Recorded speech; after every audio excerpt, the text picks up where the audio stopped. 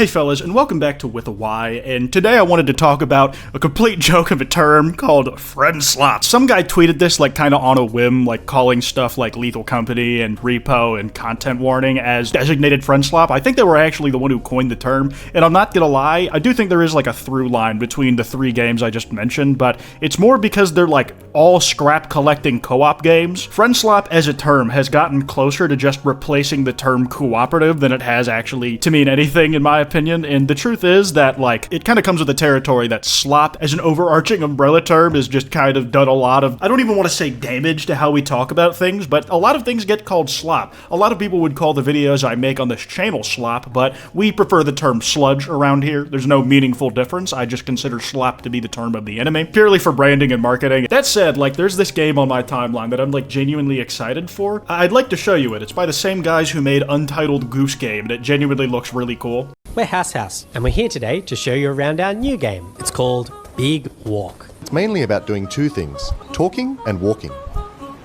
I find like all the animations, even just in the trailer, to be really appealing. Also, that I've recently gotten an influx of Daily Mail gaming videos, and that was how this thing got introduced to me, because they got access. I appreciate the earnest attempt in that they're actually like talking to indie devs instead of the New York Times covering Deltarune and describing the graphics as, quote, 1980s-esque. Like, that's a real article. I probably paraphrased the actual wording, but that was the comparison they made. I agree with whoever said that proximity voice chat makes pretty much any multiplayer game better. And truly, I don't have like a big issue with people saying Friendslop, as critical as they may have sounded at the beginning. I feel like most people are using it as more of a joke term than actual like serious game criticism. But I did see a take earlier that I thought was actually formulating the subconscious feelings people have about the term Friendslop and what they probably mean by it if they are trying to use it in a serious context. It's from this guy Seb, and I actually do respect a lot of what he said here. Friendslop has no hard win conditions. Winning just means you get to play longer. The people you play with are the main focus. Gameplay is just a medium. Core gameplay often lends itself to moments, hype, scary, etc., like proximity chat or jump scares, and I think you can take those tenets of what the word means and actually like prescribe some stuff to it. I do kind of disagree with some of the examples they use here, like Lethal Company specifically, but I don't really blame them because the wave of games that got the term started going were very, very heavily inspired by Lethal Company. It's the scrap collection trio. There is only one real game I personally, in my experience, that I've played considered to be like genuine Friendslop. Like, it's almost like baiting for content and moments, and that is the entire game. That would be Content Warning. I can't speak on Supermarket Together or Web Fishing because I haven't played them, but they also offer an alternative definition for a new term that, I'm gonna be honest, I don't know if we should be using it as much, but I do like how he makes the clear distinction. A friend like... A game that's like a friend to you. Shares strong similarities to Friendslop, and I feel like that just kind of comes down to the fact that we're, in general, actually talking about co-op games and what makes a good one and what makes a bad one. All subjective things, because I've had fun playing all the things that might be considered Friendslop, but I think they have a point when they said that they are vehicles to enjoying times with your friends more than the core experience that you and your friends are doing together that is enjoyable. Gameplay mechanics can be more of a primary focus to having fun, much more broad in its type of core gameplay, and can loosely define most games played with friends, which I appreciate the distinction of. I think that's actually a really important inclusion, so we know more of what we're talking about. And I think that these games were like chained together or pushing it together, where there is an end goal and like there's communication you have to have in order to get like very specific tasks done that speak to what he's talking about. Like Among Us is a social deduction game. While they might be like asymmetrical in their ability to affect the game itself, like there's less traitors than there are crewmates,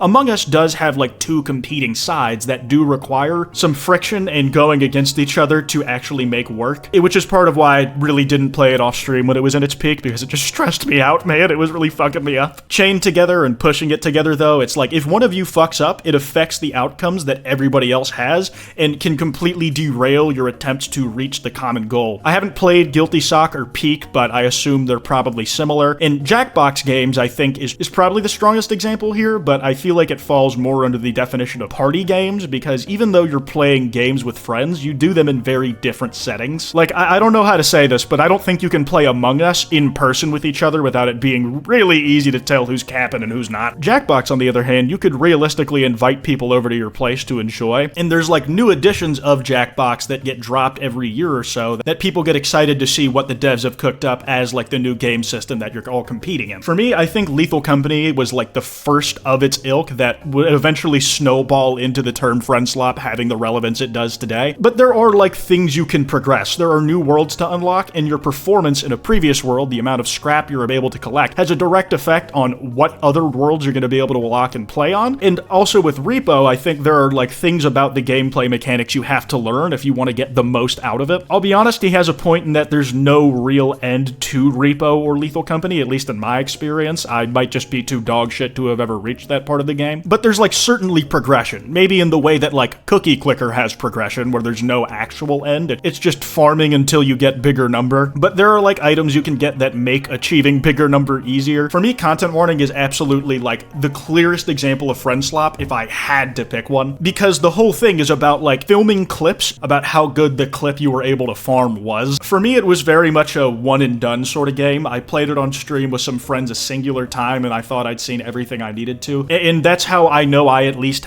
feel a difference between a game like that and Lethal Company, and even Repo, even though I didn't revisit Repo as much. I think there's a lot of aspects of how Repo like lets you pick up your friends, and also you do actually have to work together to lift certain types of scrap you're investigating, like, and if you hit walls because you and your friend are too uncoordinated when lifting an expensive but heavy object that can make it lose its value, there's like actual detriment to your progress for not working together. I think the thing that really ticked me off though is that people getting like real revisionist about what they consider Friendslop. It was a niche tweet, but the fact that a single person had this thought out there made me want to like fucking scream. Somebody said that Counter-Strike Global Offensive was the original Friendslop game, and if that's the case, then any multiplayer competitive game is Friendslop, because you have to work with people to achieve victory. But the thing is, there is a win condition. By the tenets that Seb put out, like, yeah, you can fail in what you're trying to achieve, where the reward isn't just getting to do more of the thing you were already doing. You can lose and win individual matches of a competitive shooter, but a content warning session just goes on for as long as you can, like, clip farm long enough in order to get the runtime to, like, I don't know, something that you put mid-rolls on. I got a lot of love for the devs who made content warning, because I think they have made really cool stuff in the past, and I think content warning is like a one-off experience, has a lot of fun things you can do in it, but I've heard the term used before, and it was one of the games I felt the strongest about. Calling it streamer bait feels a lot more appropriate, in my opinion at least. Like, it was free in the first day that it came out, so all the streamers who were going to be jumping on it anyways were doing that and giving it free advertising, and the core gameplay loop is getting clips. It's clip farming. I've used that term to refer to it because that's literally self-described what it is. But yeah, I like this guy. I think he had a cool take. I do wonder how the guy who originally came up with the term Friendslop is feeling right now,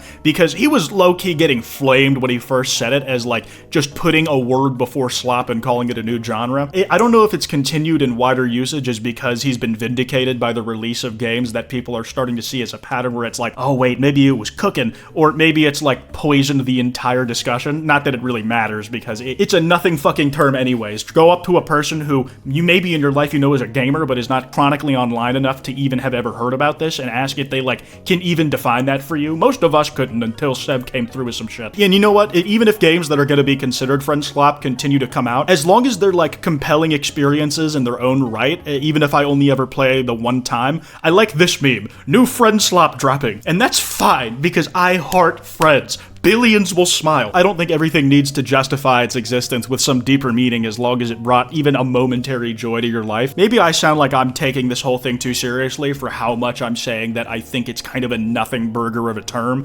when a few years back we would have just been saying co-op in place of Friendslop. And it speaks to my core frustration from like a 4chan post being worded like this. Recently, in the last few years, there have been an uptick in games that have recently been classified as Friendslop or friend farming. annoying. And I do not make me refer to the left-handedness chart, brother. If you guys don't know, that was basically when left-handedness stopped being seen as like a thing that needed to be corrected. The percentage in amounts of people who would identify themselves as left-handed over the years just increased exponentially. And that was less because it was like a new thing that people just started actually being, but rather because it was more just the Overton window of how we could talk about these things expanded. These games generally make a ton of money very quickly, but also suffer from short-term success like Repo and Lethal Company. And I'll say, I think that Lethal Company being the first of its kind kind of speaks to it being one of the most compelling examples of what you might call Friendslop now, because it's continued to have updates and higher concurrent player counts even like this far away from its initial launch than you might think, considering how people talk about it now. I think if it had gotten really consistent updates and like good marketing behind said updates, Lethal Company could have done a lot of cool shit. And this is like the problem with this. Somebody calling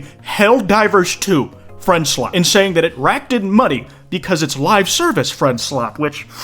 yeah, like its continued revenue is absolutely because it got consistent updates and was able to fall into that model. Let me just read what they said before I bust a gasket. Others take on more of a live service Friendslop method like Helldivers 2 and continue to rack in money despite poor performance and publisher company shenanigans. My thing is, like, I don't know many people who are going into Lethal Company public lobbies on their own, like solo queuing that, whereas Helldivers 2 is a game that you can lose and you have progression to your character and things you can get outside of individual sessions, but they continue to rack in money despite poor performance and publisher company shenanigans. Do you think Friendslop will become the next zombie or Souls-like genre that every AAA company tries to spew out? And I think this guy might feel justified in his opinions without realizing that the reason he might see this, what he considers Friendslop popping everywhere, is how broad of a net he's fucking set out there. Zombies are like a genre trope, a cliche that we have seen played out, and that's why it was identifiable. Souls-likes are a very specific genre of game with clear markers of what makes a game like a Souls, but the concept of a game you play with friends being what you consider Friendslop